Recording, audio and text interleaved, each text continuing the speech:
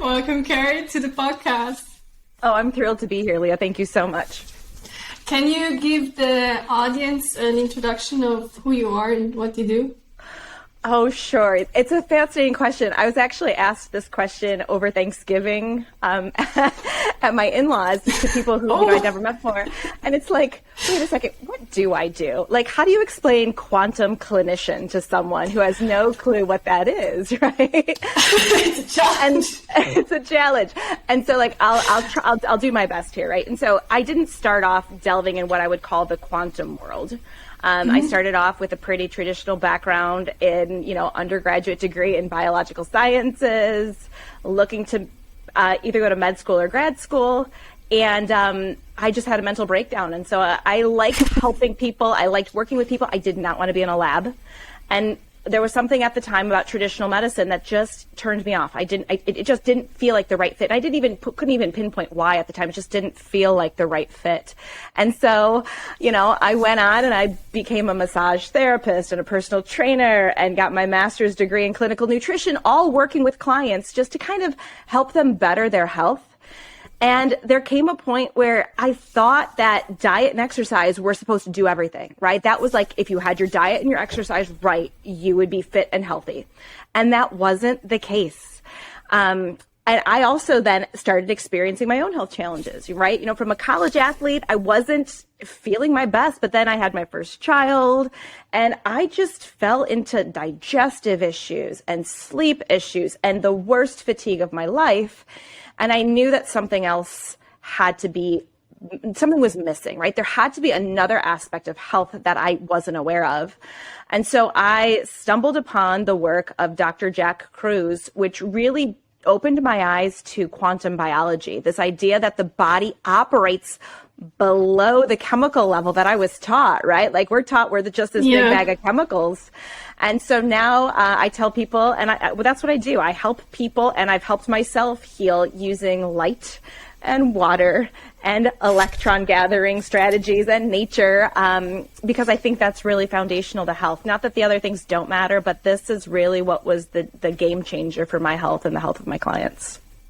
It's like the most nuanced way you can work with people or on yourself. Right, kind of. It's very nuanced, and if you think about how the body has different pathways to communicate, it absolutely can communicate with hormones. That's really slow though, because a gland has to make a hormone released into the bloodstream.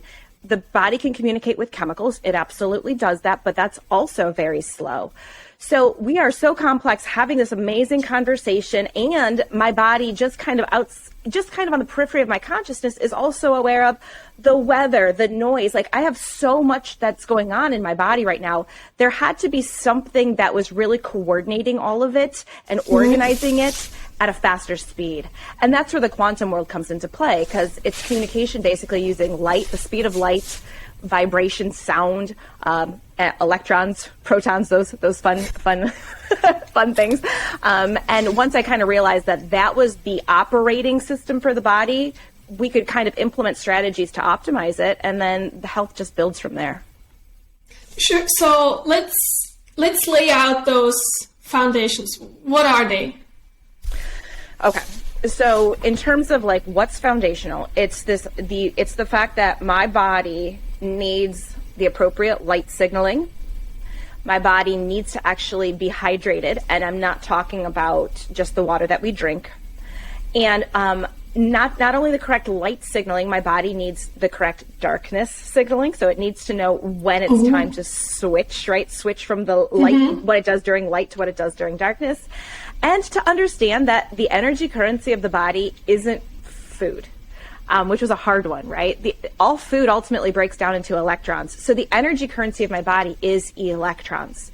And there's so many ways that I can make sure I maintain an electron-rich body that then just ultimately gives my body all the energy that it needs. Plus, it's very anti-inflammatory, antioxidant, and healing.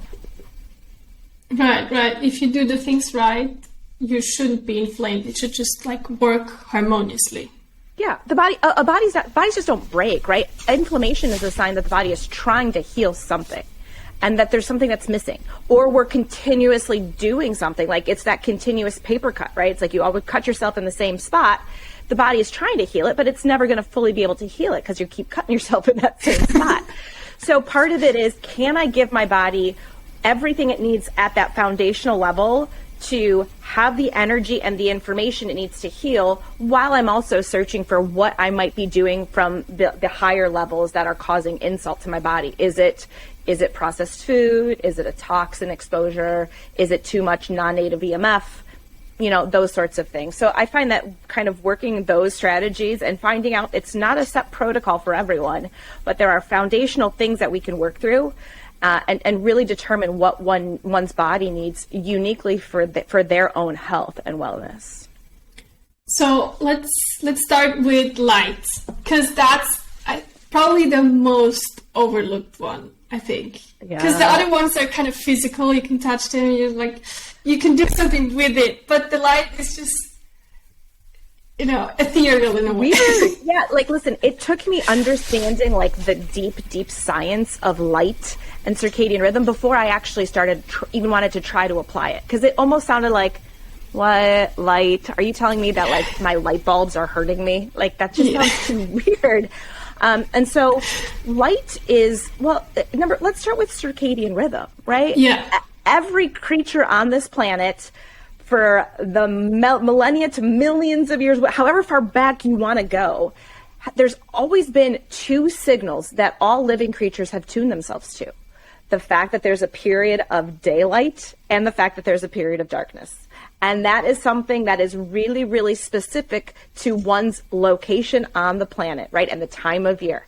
And so it only makes sense that if I'm this body or this creature that's trying to, what are bodies trying to do? Well, we want to survive.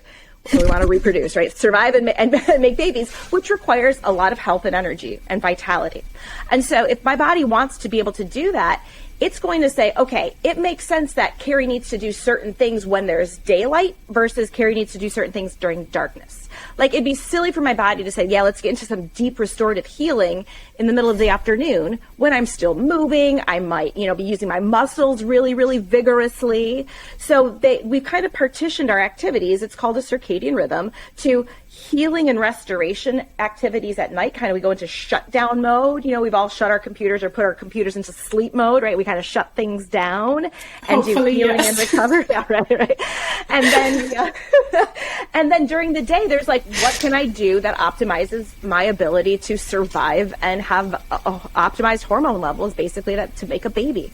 And then you can get even fancier than that, right? By saying that literally minute by minute, the changes in the light that we can discuss that happen outside, that's what my body cues in on to know what hormones to make, what chemicals to release, what time of day it is to communicate what's called gene expression, so the function of proteins. So once we realize that literally every function in my body is dependent on light cues, and that the cues that I'm getting when I'm outside underneath sunlight or even cloudy, but we'll say it natural light, is so much more nuanced and specific and not chaotic compared to the light that we're under when we're inside. And so we can recognize that if light's that important, then the light that my body receives, especially through my eyes, matters tremendously. Oh, it does. Since I started implementing this circadian rhythm and looking at the sun in the morning, and I got the blue light glasses. Oh, they're so nice. Oh, don't they feel good? Oh, it's so good. It's great. It's like my brain can finally relax inside. Yes, exactly. My attention span is so much longer now when I'm inside. It's so good.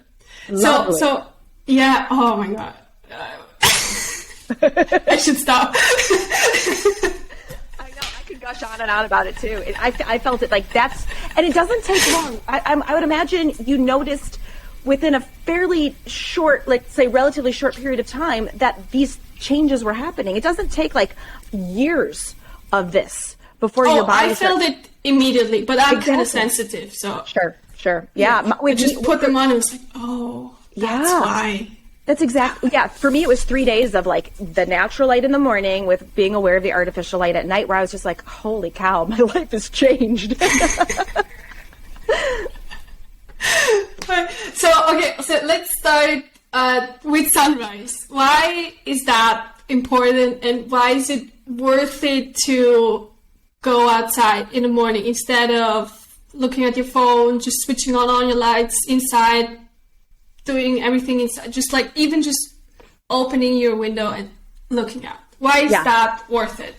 It's great. And that's exactly actually where I started. I started with just like basically opening the back screen, right? So you're exactly right. This is extremely, extremely important for us to understand. When we wake up in the morning, if we wake up before the sun has actually risen outside, it's still dark, right? Or it's dim, it's calm, it's soothing. And it's supposed to be that way because we're supposed to go outside as the sun starts to brighten up the sky. And as the sun brightens up the sky, it's actually also changing the blend of colors coming from the light, coming from the sun, that are penetrating the Earth's atmosphere and then also entering my eyes. So let's break that down a second. Everyone has seen light through a rainbow or light in a prism, right? We know that the sun, when you split the light, it contains all of the colors of the rainbow. And then there's some colors that we physically can't see with our eyes. Humans can't see. Just outside of the red, above the red, we call infrared, and below the ultraviolet, or below the violet, that we call ultraviolet. And it's not like, if I were to go outside at any time of the day, that all of those colors are there in just equal portions all day long. It's not the case. So the case is that at sunrise, all of a sudden you go from a lot of really rich red and infrared and orange tone colors to you get enough blue coming through the atmosphere that the blue light sensors that are really prevalent in the backs of your eyes start firing. And that combination of blue and red, that blend right there, turns on your circadian rhythm. So it basically starts your day. It says, okay, it's morning. And with that start of the day, you make a whole bunch of hormones to prepare your body for it. You make enough cortisol to give you a rev up. It's anti-inflammatory when it's made that way, and it gives you energy. You also start to make pregnenolone, which is a hormone then that can become DHEA, testosterone, estrogen, progesterone, all of the sex hormones. And your body can divvy those up and ferry those out to say, okay, what does Carrie need at this given moment of time?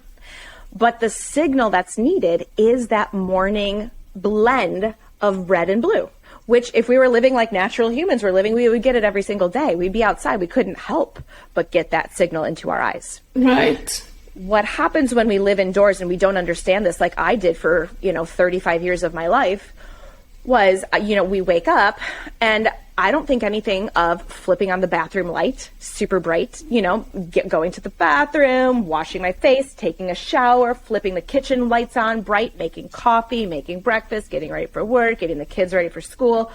All of these things I did without thinking.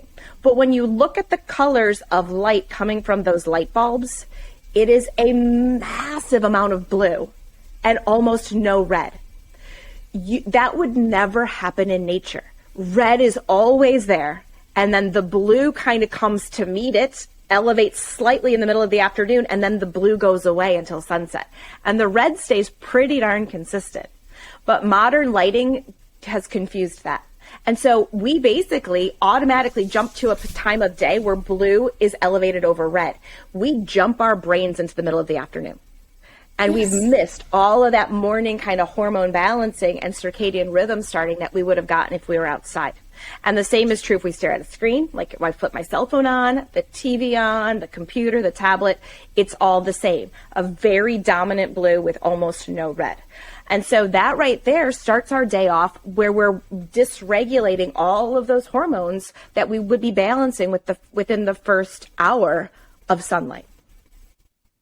Right. So the way I kind of think of it is like you need the in-between to arrive at the strong blue light. If not, it's like, it's too jarring. Like you're putting yourself in fight or flight mode. Yeah, basically.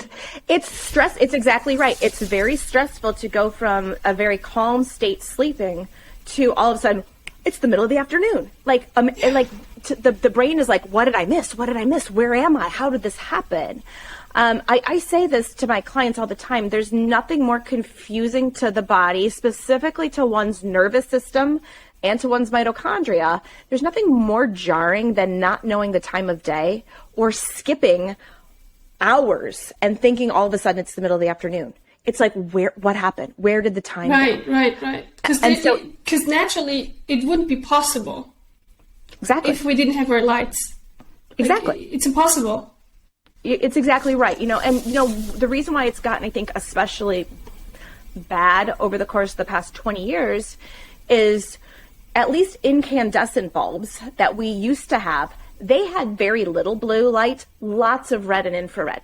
And if you use this, I've got a little device called a spectrometer, right? If you use a spectrometer to show you the blend of the colors of light, if I were to go outside at sunrise and hold my spectrometer outside, and if I were to go in front of an incandescent bulb and hold my spectrometer, they would look about the same, right? The colors coming from the light bulb versus the light outside would look about the same.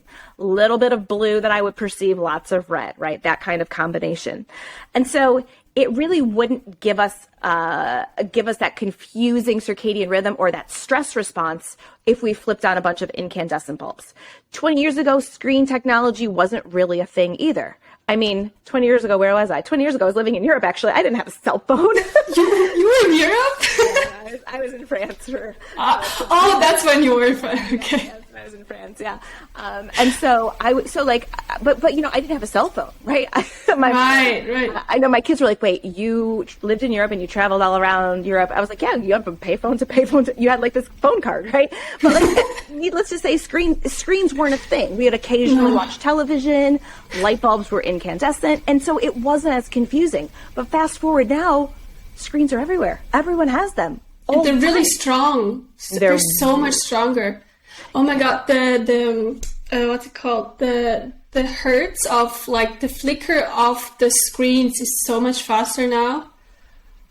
It's intense. It's really intense. We haven't even, I don't talk about that a ton, but you've cued in on it. Like in order to save energy, all of these LED screens and bulbs turn on and off literally 100 to 150 times a second, like a second, which we can't perceive with our eyes. Like if I were just to stare at my screen or a light bulb, I wouldn't see it flickering, but you better believe my nervous system knows that.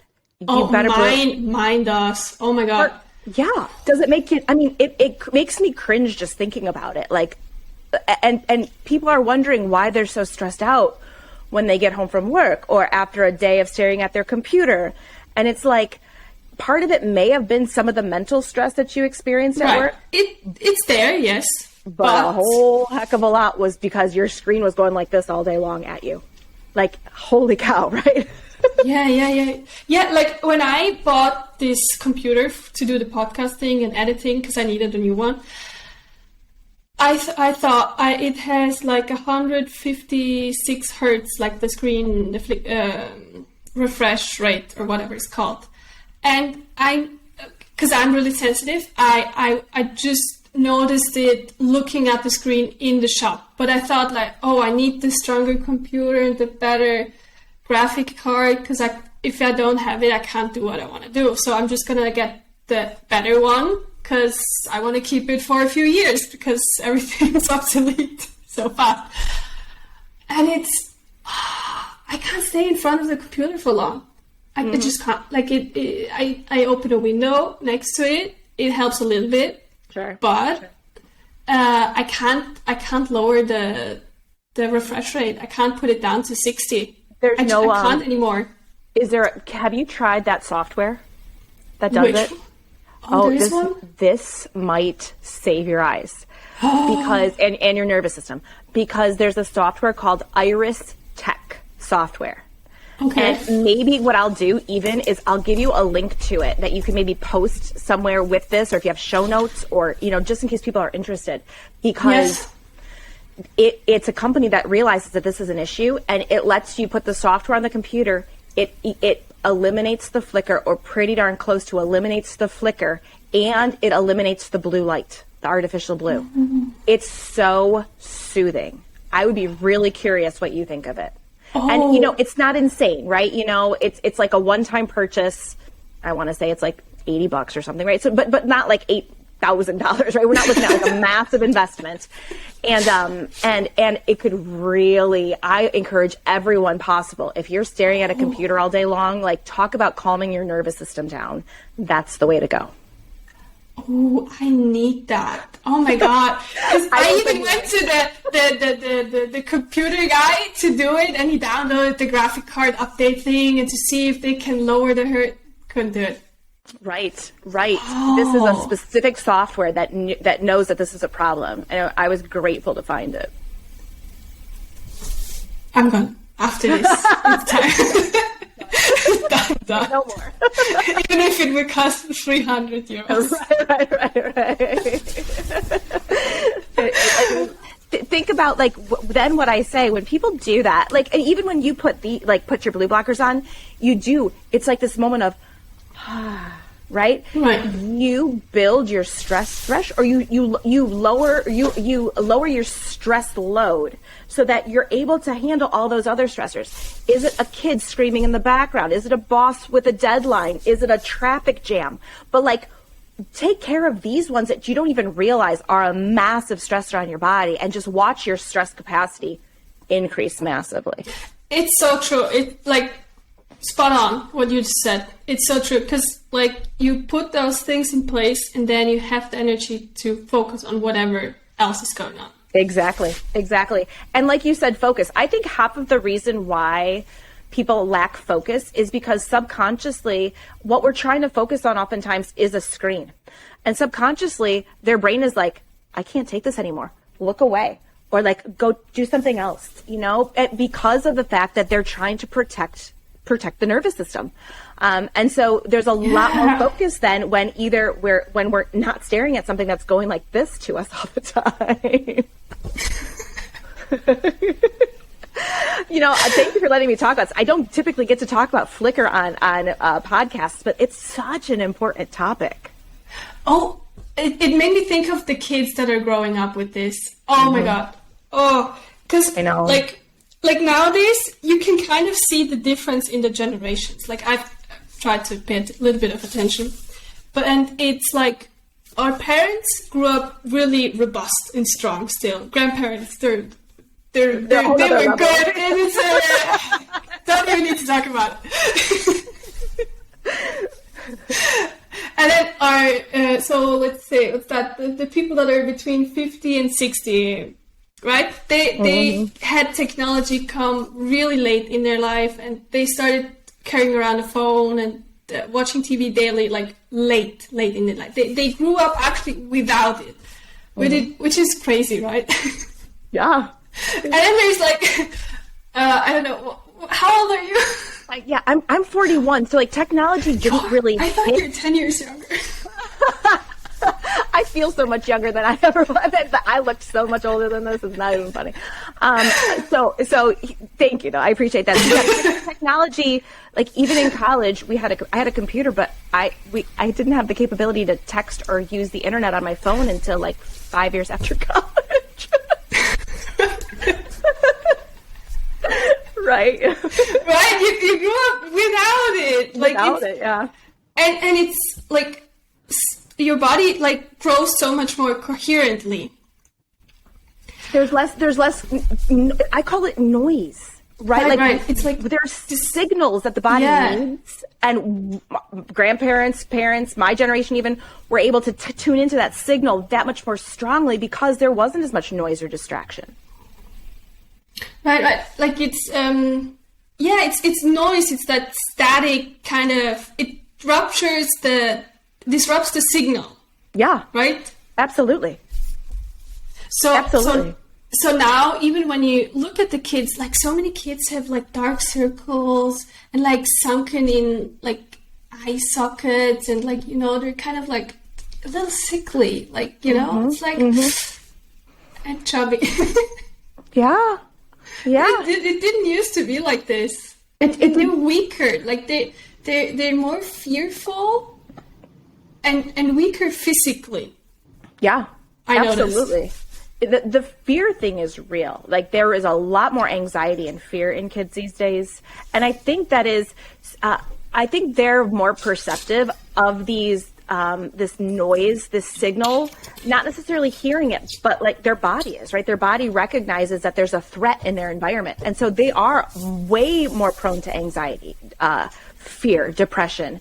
And I think because they're always in fight or flight mode, they're not, and staring at a screen, right? They're not getting good quality sleep. They're not getting that restorative time for their body to heal. That's going to weaken the immune system massively. It's going to change metabolism pretty darn quickly. It makes us prone to so many things I don't even want to think of because they're not doing, like parents don't know really. And the kids definitely don't know, but it's happening and it's scary. And so many kids just get given a screen, an iPad, and just look at it. I need to do something, right? Like I was still like told, go outside, play with your cousins, like do something. We didn't really have that. Right. Like, we had TV a little bit, but like no phones. No phones. No phones. No phones.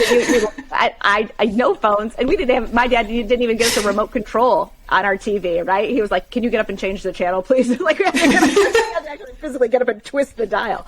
My grandma had that. Yeah, right. Yeah, exactly.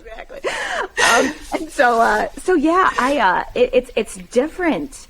And there's this thing that goes on these days. It's called the 1,000-hour challenge that a lot of parents are trying to do to get their kids outside 1,000 hours over the course of a year. A year? That's not a lot. It's not a lot, but it's hard for people to do. Like when people accomplish it, it's like, yeah, because that's like 3 hours a day, which think about that. Like 3 hours a day when we would have been outside all day long.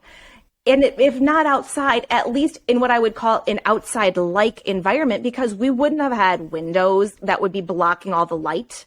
That was modern glass did that. We would have had floors where they would have been more earthen-like, where we would still be in contact with the electrons from the surface of the earth.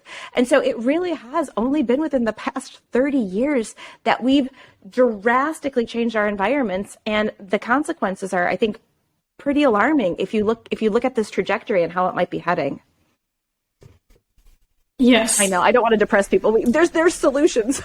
yeah. There are solutions, but it's really true. And the is it sinister? I don't know. The difficult part about this is that it's so like you don't see it. You don't know until it's like too late, because we all heard like, oh no, don't put your phone into your bucket, you're gonna get cancer, or like don't put it next to your head. But everybody's just like, that's not gonna happen to me, it's not gonna affect me. That's just the phone company, I don't know.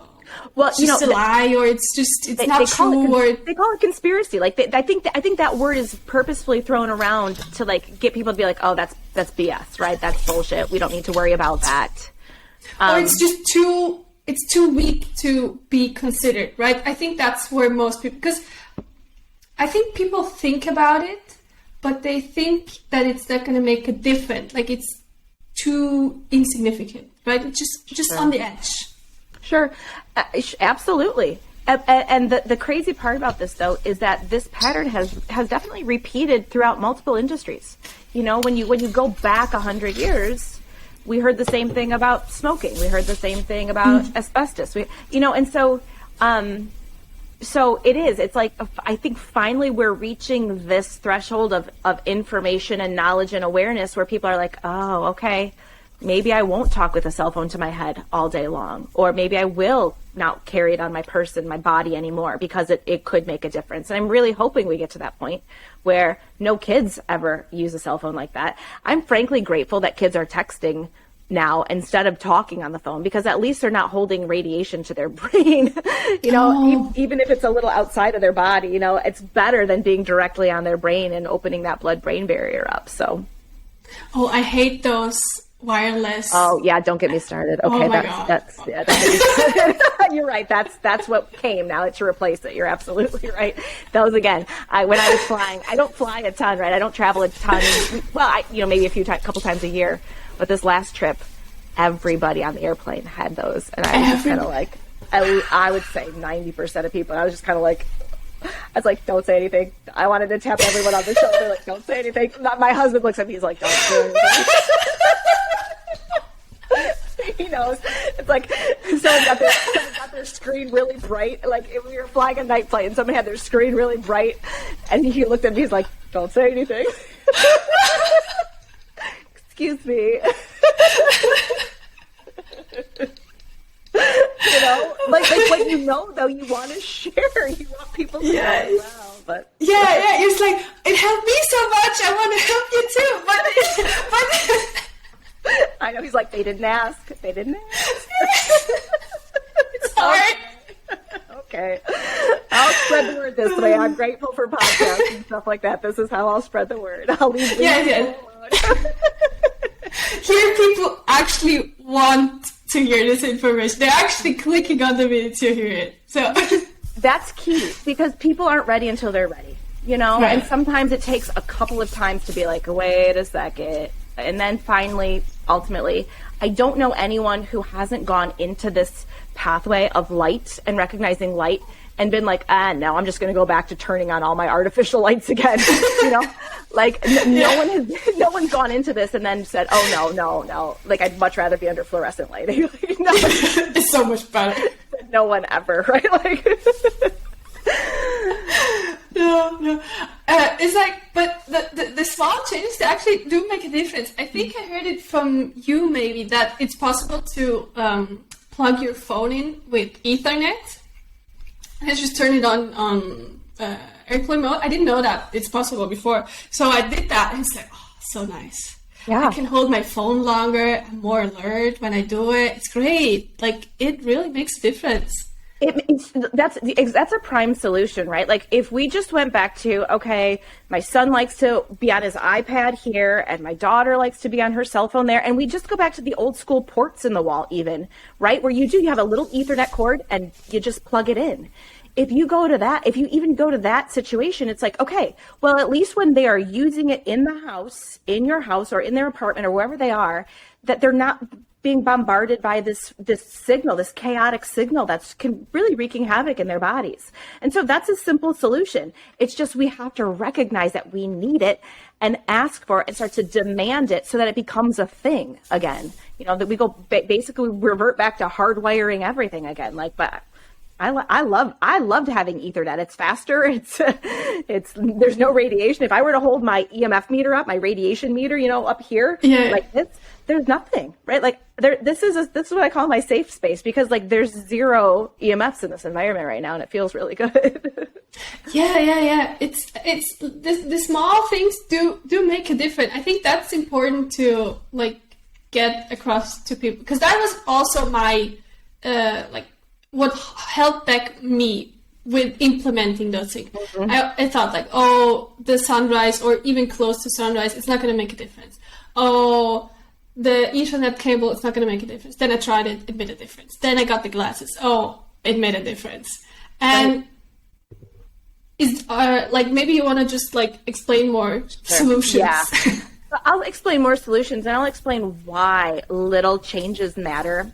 And humans were so linear in our thinking, right? So if someone were to tell me that they wanted to get stronger, I would have to prescribe them progressively more and more weight or more repetitions, or challenge their muscles in a very linear way to get stronger to see those results. But the human body actually doesn't work that way. When we're influencing this quantum scale, it's called non-linear effects, non-linear, which basically just means you need some key stimuli or some key habits, and to do them consistently, like short little habits you do consistently that kick off these massive cascades or prevent these chaotic cascades from happening on the other end with like the noise that we were talking about. So that's why all you have to do is go outside around sunrise for about 3 minutes most mornings to set your circadian rhythm and get these hormone signals happening. It's 3 minutes. Only 3 minutes. If I'll put it this way, 3 minutes done most days is 1,000 times better than 3 hours done once a month. Like you do if you tell me, yeah, Carrie, sat once a month on Saturday for 3 hours, I sit outside in the morning, and then the rest of the time I don't, that's not it, right? That's not going to cut it. You're way better off doing small, little things, but consistently. And the body will, so every morning, those 3 minutes, you're kicking off this cascade, you're kicking off this cascade, you're kicking off this cascade, as opposed to once a month. And so the same thing is true with the internet, right? You just simply move your body as far away from the wireless stuff as possible. So whether that means, okay, typically I like to watch shows on my iPad and I hold it here and it's got wireless radiation coming at me. So instead of holding it here while I watch my shows, I'm going to find a pillow to prop it up and I'm going to put it a meter away from me, right? So if you do it that way, it's like, okay, if I were to take my radiation EMF meter and if I were to measure the radiation coming from the device here, massive radiation in my face, right? And my thyroid and my heart versus here and come back, that would be so much less radiation. That's another thing where it's like a little bit of a difference, a little distance away makes a massive impact on how my body is receiving that chaotic frequency. And so if we start to implement little habits like that, there hits this threshold of my body finally feels like it has the capacity and the information it needs to heal, to thrive, to focus, to have more energy. And it, like you said, it doesn't take a ton. It just takes knowing a little bit about exactly when and what to do consistently for you to feel an impact. Right. So what are some of the healings you have helped people with or seen that have come from implementing those things? Oh gosh. There's a lot of what happens with people is they get diagnosed with a condition. And I can't touch anyone's medication. I can't recommend anything. I help them implement this circadian biology, going into nature more. The things that are most quickly impacted are things like anxiety and insomnia, depression, right? So I have seen those in a very short amount of time clear, right? And I'm not saying that I can't cure anyone, but people have fairly quickly spoken with their doctors about, do I need to be on these medications anymore? So that's huge. Insomnia is a super easy one. And once someone has their insomnia cured, their body will heal at night. Oh, so it's so important. It's if so you important. Don't sleep. Oh my God, life's hard. Life is hard because sleep, you're supposed to reverse the damage. It's like cleaning house, right? Like all day long, my body metabolically is making a mess. And, and at night, I'm supposed to organize it and hopefully straighten things out even a little bit better than they were when the day started. Right? I'm supposed to maybe reverse my age a little bit.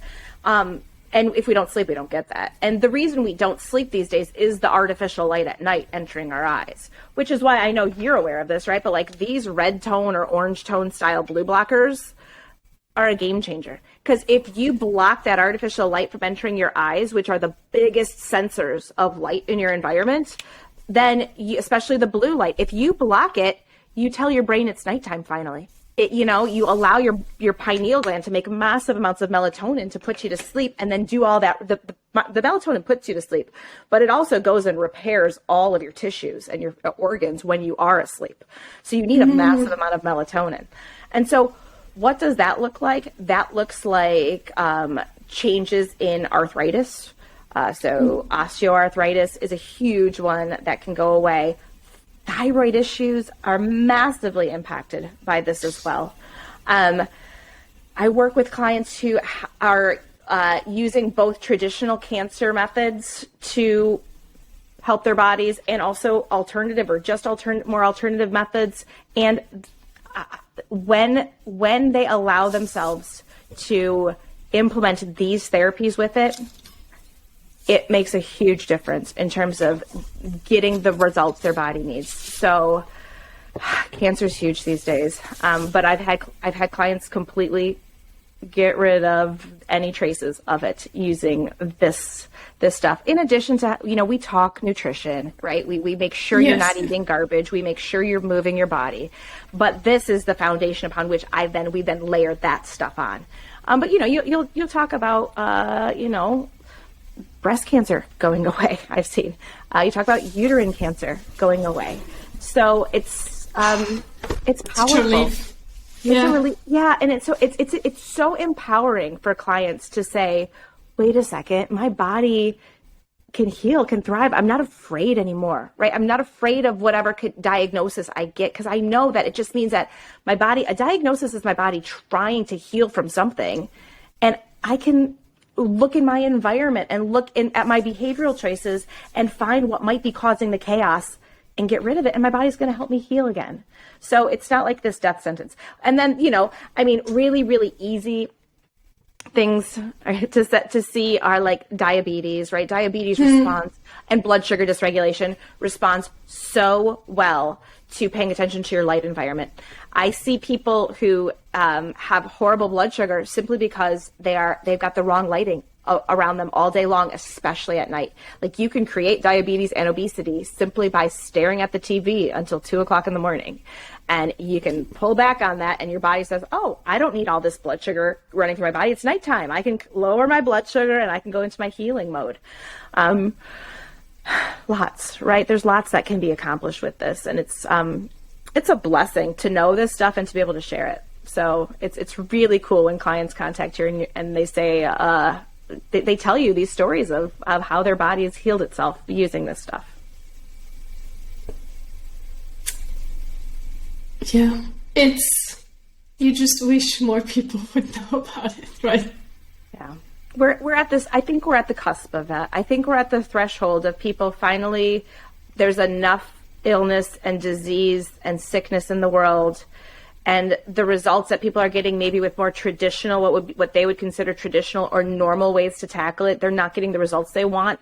And so it really takes a client or a patient saying, I'm not satisfied with this. There has to be a different way.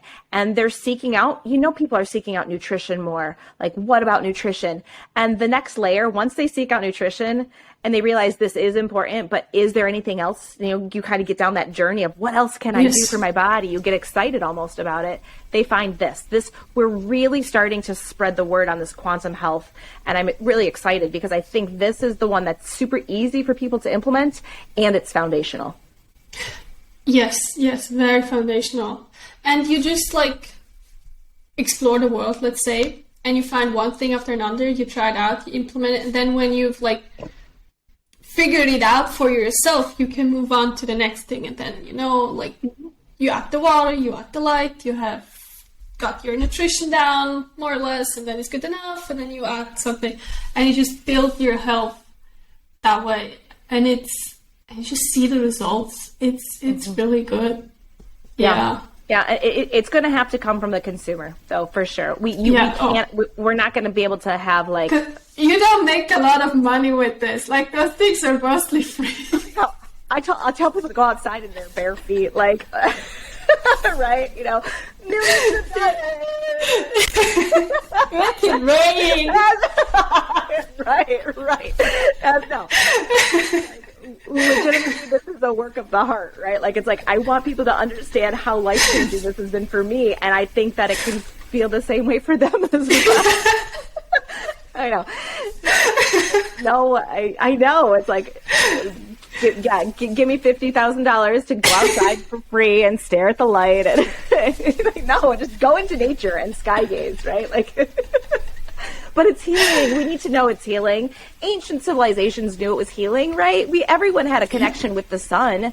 It's only been really recently that we've not thought of it as anything but maybe, something that's harming our planet and, for some way, shape, or form. And so I think we have to recognize that that's a big healing ball of light in the sky. And we have to just go outside more and experience it.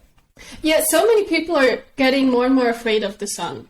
When you switch on the TV, you only hear skin cancer, sunscreen, the sun's dangerous, ozone holes. Yeah. The other one, almost equally that bothers me compared to the AirPods, is the sunglasses too, right? I can't see with them. I don't know how people wear them. Even when I didn't know this stuff and I had them, I thought they looked cool for a little while, but then, it would almost be disorienting to me to be outside with them on. And so it's just, that's another one, right? It's just, we have to give people the permission to say, wait a second, could this sun actually be good for me? And there is a lot of studies out there that actually show that the more sunlight you get, the more you lower your chance of all-cause mortality, even mortality from melanoma, right? And so like you have to then, stuff like that, you have to like look at the data and the research and ask yourself, why am I getting all these messages when this is what the data is showing? Like, you know, and maybe you can come to that healthy relationship that you feel comfortable going out into the sun. But the morning sunlight, I really encourage people to get, because the fear around sunlight is typically around the UV light. It's that more intense middle of the afternoon light. And you can get a whole host of benefits before that UV light even becomes intense. And so if you really just prioritize the first 2 hours of light from sunrise till 2 hours later, getting out there and getting hits of it as much as possible, or like what I have to do a lot of times is as I'm driving the kids to school, windows are down or sunroof is open, you know, and you just get your little glances and natural light when you can.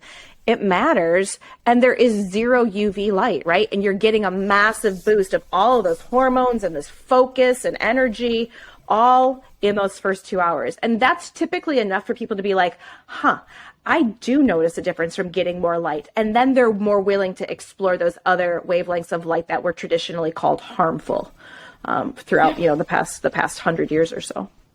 Yeah, and you don't need to stay in the sun at midday and get a sunburn. Just a minute, okay? And then go inside. It's okay. Yeah. Do you know heliotherapy clinics in the Alps were huge with this, right? They really? existed. They existed in the early 1900s, late 1800s, early 1900s, and they would take really, really sick patients, and exactly that. Literally, it'd be like they would wheel them out into this really intense sunlight for a minute on day one, wheel them back in. 2 minutes the next day, come back in. 3. So they would adapt their bodies to this intense sunlight, and they would experience insane healing. Tuberculosis, autoimmune conditions, obviously rickets and bone conditions and all these. So really, it's really powerful. But like you said, you don't have to all of a sudden just go outside and spend 3 hours at the beach. And yeah, if you do it that way, you're going to get burned. And do I encourage people to get burned? No, I don't actually. But when you get these regular little bits of sunlight that would never be enough to cause a sunburn, but you still get all the benefits of all of those colors, because nature, God, universe, source, however you want to label it, didn't put all those colors there for without a reason, right? And we do use them. Obviously, we know about UVB light making vitamin D, and we need to make it from the sun when we can. You and I know, can't make it right now. We don't have any UVB in our environment in the middle of winter. But when we can make that vitamin D from UVB light, we actually make 100 metabolites, as opposed to when you take it from a pill and you get that one form, right, that your body has to do something with. So sunlight matters, and it's healing, and every little bit of it counts. Just being smart and strategic about how you use it. Yeah, so what about a cloudy day? Still there. It's still there. I know. I get that message all the time. I know. Maybe I'll do a post today that says, what about a cloudy day? Just wait for it. I'll tag you. I'm asking on purpose. Because you're right. I do get that question a lot. And people are like, well, I don't have any sunlight where I live. And I'm like, do you live in complete darkness? Like, the only way there's no light in your environment is legitimately if it's physically dark outside. If it's just cloudy, all of the colors of light that your body needs that I've talked about today are still there. And you can still get that message into your brain and into your body about what it needs to do with those colors on a cloudy day in the middle of winter. And so go outside. There's no excuse. Cloudy, rainy, sunny, snowy, foggy. The light is still the light, and it still has all the information your body needs. Okay, so what if there is a mountain blocking the sun at sunrise? You're so good about this. You do not have to physically see the sun come over the horizon. Simply go outside, right? Simply go outside around sunrise and sky gaze east to where it looks like the brightest part of the sky, and your eyes will naturally tune into all of the light that's there, and it doesn't have to physically see the sun coming over the horizon to get the benefit. Okay. Go ahead. What if somebody's too sick to go outside? Open the window. Open, and if you can't even open the window, even be by the glass. Be as close to the light as you can, and if you can open the window, you get all the colors in all of the perfect blends. The light will block, or I'm sorry, the glass closed, the window closed will block some of the key colors. But even then, you're still better off being near natural light than you are being with curtains closed under these artificial bulbs all day. So if you can even just crack your window open just enough, like you said, to just kind of look, angle your bed, angle a chair, put a couch as close to a window that opens as possible, even if it's a screen. It doesn't have to be a perfectly opening window. Even if there's a screen in that window, those little holes in the screen still allow all the colors to come into your eyes. So even if that is how I started.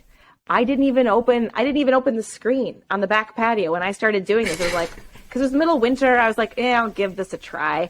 Screen closed, opening the slider, kind of looking out and be like, okay, yeah, well, now I want to open the screen, still like this, and like literally just enough to get my head out. And then now, you know me, now I'm just out there barefoot as much as I possibly can. You get stronger with time.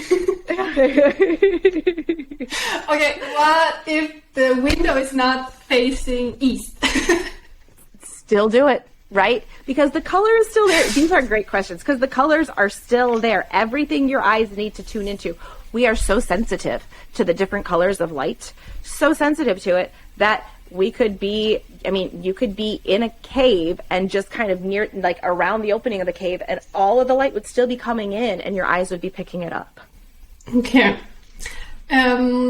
Should somebody, so let's say the person is opening the window and looking outside, should the person switch the light on when doing that? If you could keep lights off all day long, I put it this way, there's no biological need for artificial light in any form, especially light bulbs and especially these really bright screens that we have. So if at all possible, can we be in a working environment or a daily living environment where all we have are open windows and no artificial light on? That'd be great. If we can do things like put that Iris Tech software on our screens, or, phones have different settings where you can make it really orange or really red. There's apps that help that too.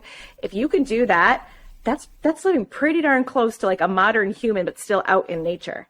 And so if even if your windows are closed, and you still have the artificial light off, that's a good thing. You don't need that. That's just adding noise, right? That's adding static where static is not needed.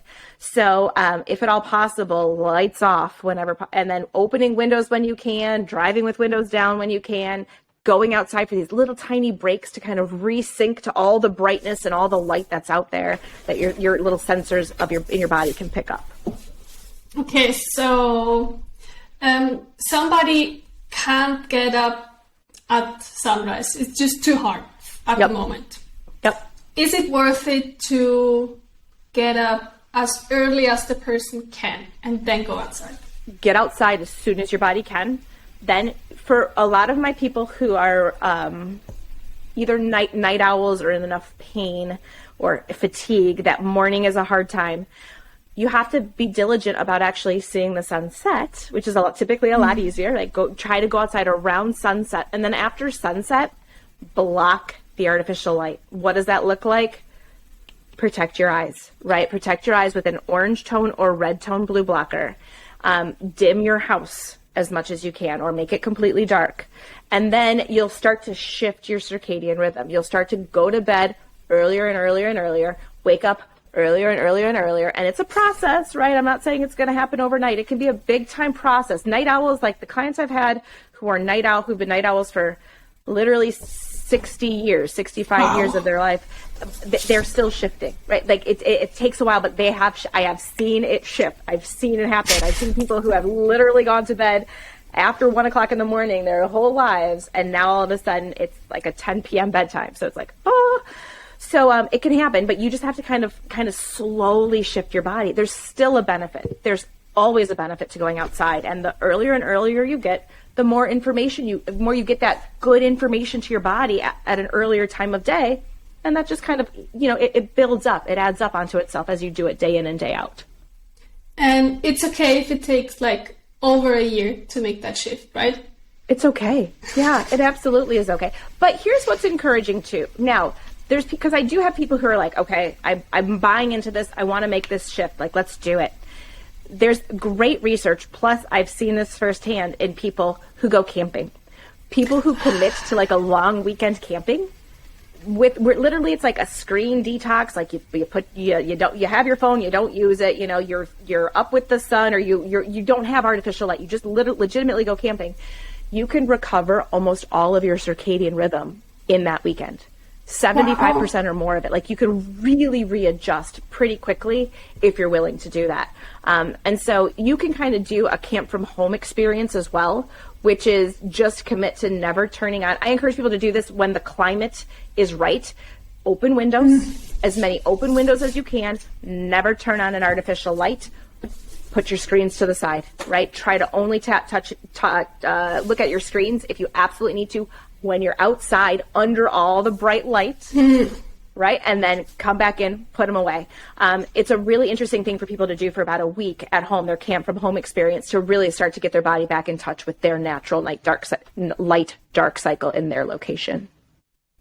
Okay, so somebody who's working in an office, what options are there? Step one, take little light breaks throughout the day. You just never wear sunglasses driving into work if you can. Never wear sunglasses after work when you're outside. Like, legitimately just throw your sunglasses away. Sell them. Sell them. If at all possible, get screen protection. So sometimes that would be a company would let you install something like the Iris Tech software. Turn your overhead lighting off if you have access to it. Lots of places don't. Hospital environments, the hospitals are crazy tough, right? Hospitals and schools are very tough because you have the fluorescent lighting on all the time. Hotels too, right? And so when I've got clients working there, you have to protect your eyes using, the only one I like for the daytime are like a lighter toned yellow. Some of the yellow tones are actually too dark for daytime. You need some of that blue light into your eyes during the day, but you don't want to overly blast your eyes with this artificial light. The sensors in our eyes are very, very receptive to it, but they actually have to, every time they get hit with a blue light photon, they have to regenerate. And so imagine what that looks like all day long if you're staring at a screen that's telling you it's solar noon, right, all day long, or you're under the lighting like that. So glasses like this, like the company that I have really liked for my eyes is Viva Rays, and they've done a nice job of giving just enough blue light to keep me alert and focused, without like boom, boom, without like, blasting my eyes with the light, which the clear ones don't block enough, in my opinion. And the really, really dark yellow, orangish ones block too much. So protecting your eyes if at all possible. And then just taking those light breaks. Like my nurses who have been able to step outside and like find a place to ground, or some of them will walk up to the top of the parking ramp, and sky gaze for a little while and just all that natural light. It can be done, but you have to prioritize those natural light breaks and then protecting your eyes during the rest of the time. Yeah, those things should be possible in most cases. You're doing the best you can given your situation. It is what it is, right? I used to own a gym where I was there at 5:00 in the morning under artificial garbage light, and I ultimately had to sell it because I just realized I had to make a shift, right? It wasn't helping my body. Like that hardcore workout that I thought was helping my body and I thought was helping other people's bodies before work to get that really good workout in, really would they have been better off probably staying asleep in dark, dim light, right? And then getting maybe more movement throughout the day, or doing it in a slightly different way with different lighting. I couldn't, I just knowing what I know now, I just couldn't be a gym operator, knowing that I was bombarding people at 5:00 in the morning with fluorescent light. Just wasn't a good fit. So I had to sell it. So like sometimes we have to come to a more difficult conclusion of, can I stay in this job? Can I keep doing what I'm doing in this exact way? Or do I have to modify it in some way to ultimately benefit my health? And I had to do that. And I know it's a tough decision, but sometimes it has to be done. Yeah. And like, it can be a process. It doesn't have to happen tomorrow. Nope. And more and more companies are like becoming flexible with like work at home situations. And when you're home, you probably can do it more your way, right? Absolutely. Probably you can arrange a thing that's more beneficial. A lot of companies are really good with that. And so, arranging at least maybe 1 or 2 work from home days a week, if possible, so that then you have the weekend too, hopefully, where you can maybe have the majority of the week be more circadian friendly, more friendly to getting outside more. Even I tell clients who, if they're at work and whether it's from home or from the office, and they can take a phone call using wired headphones, go take that phone call outside, right? Like go just walk outside somewhere and take a phone call. It allows you then in that 30 minutes where you would have been maybe even on a Zoom call or just on the phone in your office under the garbage light, you get 30 minutes of that beautiful natural light still working at the same time. Right. I think that's a good place to end. Yeah. It's a transition, right? It's yeah. It's never about being perfect. It's just little by little. Right. I call it 2% changes, right? I call it 2%ers, 2% shifts for a reason, because you shift a little bit here and you notice a difference. You shift a little bit here and you notice a difference. And then a year, you fast forward a year and you look back and you're like, wow, I made so many little shifts. I literally made 100 different shifts. But had I given a client that list of all those 100 shifts right off the bat, that's a recipe for failure. Yeah. So do the best you can in little tiny bits. Yes. It's worth it to even just do the little bits and to not overwhelm yourself with too much at once. Exactly. Just do the one thing for even just a month. Just one thing for a month. And I guarantee you, everyone knows, listening to this conversation, everyone can kind of sit quietly with themselves and be like, I need to, boom. Like the first thing that pops into your brain, is it turn the TV off before 11 o'clock at night? Or is it, go for a walk on your lunch break? The one little thing that you're like, yeah, I can really do that. And that I know I've kind of had this feeling that I've needed to do something about that. Start there and build up if you need to. Yes. So where can people get more of you? Instagram is really like my home base. So Instagram, Carrie B Wellness, I post about all this stuff. And who knew that so many people would love to listen to find this information. It's just been a blessing to be able to put this kind of nerdy, hardcore science, but really practical stuff, out on the internet. So that's a really good place to get a hold of this information with me. You can find some information. I'm committed more towards putting more of my videos on YouTube as well. So I have a YouTube channel, Carrie B Wellness. Lots through Instagram. Just go to the link in my bio and you'll see all my online course offerings, offering for a certification course for practitioners who want to implement this, because talk about taking your practice to the next level. Ooh. Amazing. And then also little like product recommendations, all that fun stuff can all be found there. So cool. The links will be in the description down below. Thank you so much for coming. Thank you, Leah. This was such a great conversation. Thank you. So much fun.